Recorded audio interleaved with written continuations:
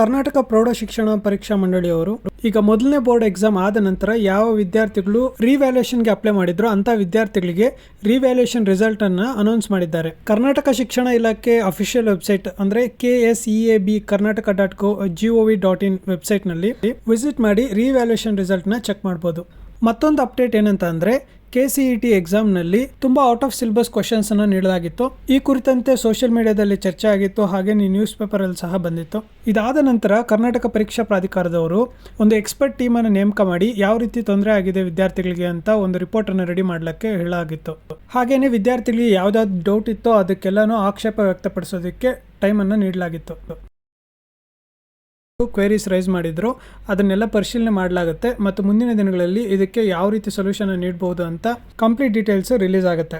ಈ ವಿಷಯದ ಬಗ್ಗೆ ಮುಂದಿನ ವಿಡಿಯೋಗಳಲ್ಲಿ ಚರ್ಚೆ ಮಾಡೋಣ. ಅದಕ್ಕೂ ಮುಂಚೆ ನೀವೇನಾದರೂ ರಿವ್ಯಾಲ್ಯೂಯೇಷನ್ಗೆ ಅಪ್ಲೈ ಮಾಡಿದರೆ KSEAB.karnataka.gov.in ಗೆ ಲಾಗಿನ್ ಆಗಿ ಹಾಗೆ ವೆಬ್ಸೈಟ್ ಓಪನ್ ಆದಮೇಲೆ ಕೆಳಗಡೆ ಸ್ಕ್ರಾಲ್ ಮಾಡ್ತಾ ಹೋದರೆ PUC ಅನ್ನೋ ಸೆಕ್ಷನ್ ಇರುತ್ತೆ. ಅದನ್ನು ಎಕ್ಸ್ಪ್ಯಾಂಡ್ ಮಾಡಿದ್ರೆ ನಿಮಗೆ 2024 ದ್ವಿತೀಯ PUC ರಿವ್ಯಾಲ್ಯೂಯೇಷನ್ ರಿಸಲ್ಟ್ಸ್ ಒಂದು ಲಿಂಕ್ ಬರುತ್ತೆ. ಆ ಲಿಂಕ್ ಮೇಲೆ ಕ್ಲಿಕ್ ಮಾಡಿದ್ರೆ ನೆಕ್ಸ್ಟ್ ಪೇಜ್ಗೆ ಲಾಗಿನ್ ಆಗುತ್ತೆ.